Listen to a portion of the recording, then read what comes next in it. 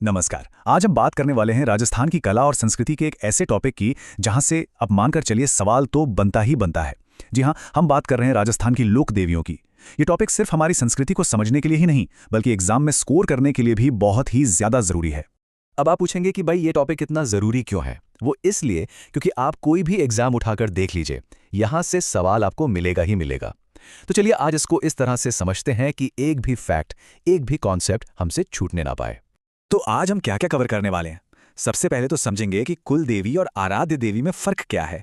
फिर राजस्थान की जो प्रमुख लोक देवियां हैं उन्हें एक एक करके डिटेल में पढ़ेंगे। इसके बाद राजवंश और उनकी कुल देवियों की एक लिस्ट देखेंगे, कुछ प्रैक्टिस क्वेश्चन करेंगे और लास्ट में एक फटाफट वाला रिवीजन करेंगे ताकि सब कुछ दिमाग में सेट हो जाए। ठीक है, तो शुरू करते हैं। देखिए, किसी भी टॉपिक को समझने के लिए ना उसकी बुनियाद पक्की होनी चाहिए। तो देवियों के बारे में जानने से पहले यह समझना बहुत जरूरी है कि ये कुल देवी और आराध्य देवी, इन दोनों में आखिर फर्क क्या होता है। अच्छा, सबसे पहले ये जान लें कि लोक देवी हैं कौन। देखिए, ये कोई पौराणिक कथाओं की पात्र नहीं है, बल्कि ये वो ऐतिहासिक महिलाएं थीं जिन्होंने अपने जीवन में कुछ ऐसे चमत्कारी काम किए, इतना त्याग किया और समाज के लिए इतना कुछ किया कि आम लोगों ने उन्हें देवी का दर्जा दे दिया और पूजने लगे। अब आते हैं सबसे बड़े कंफ्यूजन पर। कुल देवी और आराध्य देवी में आखिर फर्क क्या है? देखिए, बहुत सिंपल है। कुल देवी नाम में ही कुल है, यानी वो देवी जिनका जन्म किसी खास कुल या वंश में हुआ हो और वो उस पूरे वंश की रक्षक होती हैं, पीढ़ी दर पीढ़ी उनकी पूजा होती है। वहीं दूसरी तरफ हैं आराध्य देवी, जिन्हें इष्ट देवी भी कहते हैं। मान लीजिए किसी परिवार ने किसी देवी के चमत्कार देखे और उनसे प्रभावित होकर उनकी पूजा शुरू कर दी, तो वो उनकी आराध्य देवी हो गईं। ये पूरी तरह से व्यक्तिगत आस्था की बात है।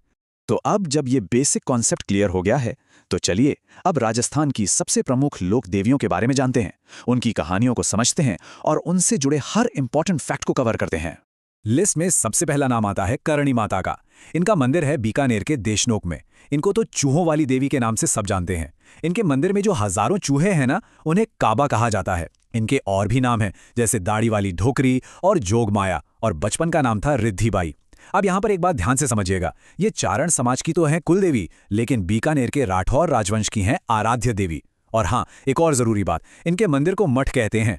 और आप उनके ऐतिहासिक महत्व का अंदाजा इसी बात से लगा सकते हैं कि 12 मई 1459 को जोधपुर के मेहरानगढ़ किले की नींव किसी राजा ने नहीं, बल्कि खुद करणी माता ने अपने हाथों से रखी थी। सोचिए कितना प्रभाव रहा होगा उनका। चलिए अब चलते हैं करौली कैला देवी के धाम। इनका मंदिर कालीसिल नदी के किनारे बना हुआ है। ये करौली के यदुवंशी, जिन्हें जादौन राजवंश भी कहते हैं, उनकी कुल देवी हैं। यहाँ चैत्र नवरात्रि के टाइम पर लक्खी मेला भरता है, जिसमें सचमुच लाखों लोग आते हैं। इन्हें मां महालक्ष्मी का ही अवतार माना जाता है। अच्छा, अब यहाँ पर एक पॉइंट को स्टार मार्क कर लीजिए। एग्जाम में ना ये सवाल बहुत बार पूछा गया है।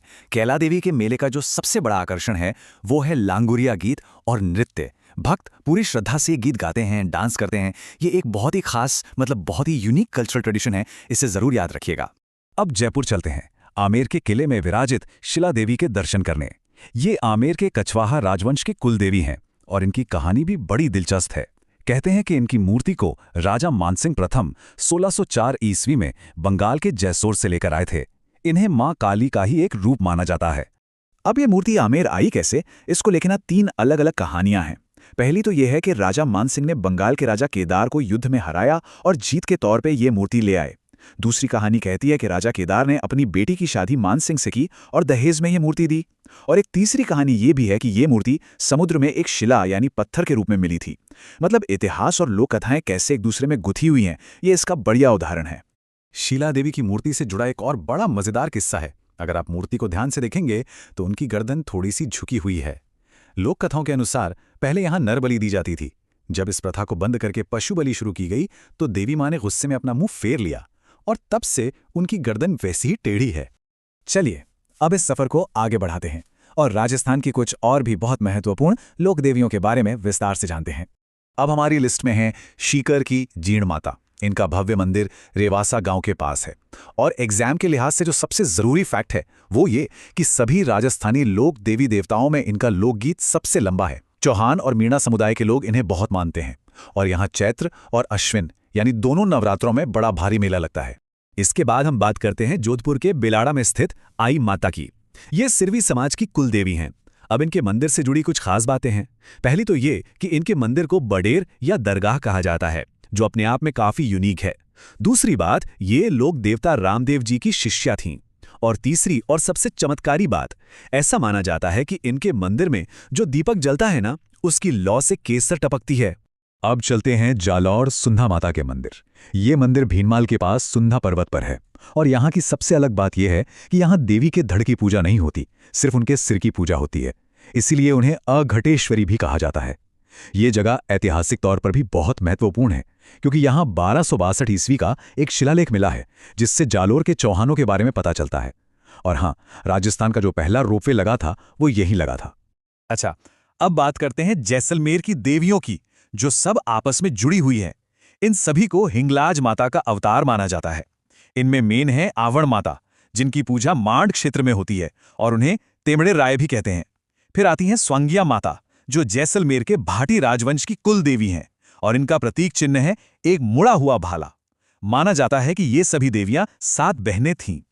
हाँ, तो आगे बढ़ने से पहले एक छोटी सी बात, अगर आपको ये सब कुछ अच्छे से समझ में आ रहा है और लग रहा है कि ये फायदेमंद है, तो चैनल को सब्सक्राइब करना मत भूलिएगा। और हाँ, इस पूरी क्लास के जो नोट्स हैं ना, वो आपको हमारे टेलीग्राम चैनल पर मिल जाएंगे, तो उसे भी ज़रूर ज्वाइन कर लें।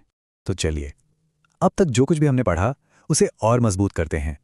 इस सेक्शन में हम एक टेबल देखेंगे जिसमें सभी इंपॉर्टेंट राजवंश और उनकी कुल देवियां एक साथ दी गई हैं।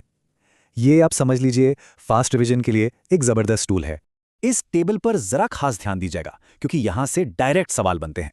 देखिए, जोधपुर के राठौड़ों की कुलदेवी नागणेची माता, आमेर के कछवाहों की जमवाय माता, जैसलमेर के भाटी वंश की स्वांगिया माता, मेवाड़ के गुहिल या सिसोदिया वंश की बाण माता, अजमेर के चौहानों की शाखंबरी माता और करौली के जादौन वंश की कैला देवी। इस टेबल को तो बस रट लेना है। राजवंशों के साथ साथ अलग अलग समुदायों की कुल देवियों के बारे में भी पूछा जाता है, तो ये टेबल भी देख लेते हैं। चारण समाज की कुल देवी है करणी माता। सिरवी समाज पूछता है आई माता को। दाधीच ब्राह्मणों की है दधीमती माता। नाई समाज की नारायणी माता। खंडेलवाल वैश्यों की शाकंभरी माता और अग्रवाल समाज की रानी सती। ये जानकारी भी उतनी ही जरूरी है। तो काफी कुछ पढ़ लिया है हमने। अब टाइम है ये चेक करने का कि हमें कितना याद हुआ। तो चलिए कुछ प्रैक्टिस क्वेश्चन सॉल्व करते हैं। ये सवाल या तो पिछले एग्जाम्स में आ चुके हैं या आने वाले एग्जाम्स के लिए बहुत इंपॉर्टेंट है। पहला सवाल स्क्रीन पर है। लांगुरिया नृत्य किस मेले का मुख्य आकर्षण है? ऑप्शंस हैं जीण माता मेला, करणी माता मेला, कैला देवी मेला या शीतला माता मेला। याद कीजिए, हमने इस पर खास जोर दिया था। बिल्कुल सही। सही जवाब है ऑप्शन सी, कैला देवी मेला। हमने पढ़ा था कि लांगुरिया गीत और नृत्य करौली में कैला देवी के लख की मेले की खास पहचान है। अगला सवाल देखते हैं। किस लोक देवी का मंदिर मठ कहलाता है और वहां सफेद चूहे पूजे जाते हैं? आपके ऑप्शंस हैं ए आई माता, बी करणी माता, सी नागणेची माता या डी आवण माता। और इसका सही जवाब है ऑप्शन बी करणी माता। जी हां, देशनोक में करणी माता का मंदिर ही मठ कहलाता है और वहीं के सफेद चूहों को काबा कहकर पूजा जाता है। चलिए, आज का आखिरी प्रैक्टिस क्वेश्चन। जैसलमेर के भाटी राजवंश की कुलदेवी कौन है? ए तनोट माता, बी आई माता, सी आवड़ माता या डी स्वांग्या माता। एकदम सही। सही जवाब है डी स्वांग्या माता। हमने टेबल में भी इसे याद किया था कि भाटी शासकों की कुलदेवी स्वांग्या माता है और उनका प्रतीक है मुड़ा हुआ भाला। चलिए, तो क्लास खत्म करने से पहले एक बार सब कुछ फटाफट रिवाइज कर लेते हैं, ताकि सारी जरूरी बातें दिमाग में एकदम पक्की हो जाएं, एक रैपिड फायर राउंड की तरह। तो फिर से दोहराते हैं। करणी माता देशनोक चूहे और मेहरानगढ़ की नींव, कैला देवी करौली जादौन वंश और लांगुरिया नृत्य, शिला देवी आमेर कछवाहा वंश और बंगाल से आई मूर्ति, और जीण माता सीकर और सबसे लंबा लोकगीत। ये कीवर्ड्स याद रखने हैं। और बाकी की देवियां आई माता बिलाड़ा सिरवी समाज और केसर वाली ज्योति, सुंधा माता जालोर सिर्फ सिर की पूजा और पहला रोपवे, स्वांगिया माता जैसलमेर और भाटी वंश, और दधीमती माता गोट मांगलोद और दादीच ब्राह्मण। बस इतना याद रख लिया तो काम हो जाएगा। तो दोस्तों, आज की ये हमारी विस्तृत चर्चा यहीं खत्म होती है, लेकिन मैं आपको एक सवाल के साथ छोड़कर जा रहा हूं। सोचिएगा कि इन ऐतिहासिक महिलाओं का देवियों के रूप में पूजा जाना राजस्थान के अद्भुत सांस्कृतिक और सामाजिक ताने बाने के बारे में क्या बताता है। चलिए, इसी सवाल के साथ आज विदा लेते हैं। मिलते हैं अगली बार एक नए और इंटरेस्टिंग टॉपिक के साथ। धन्यवाद।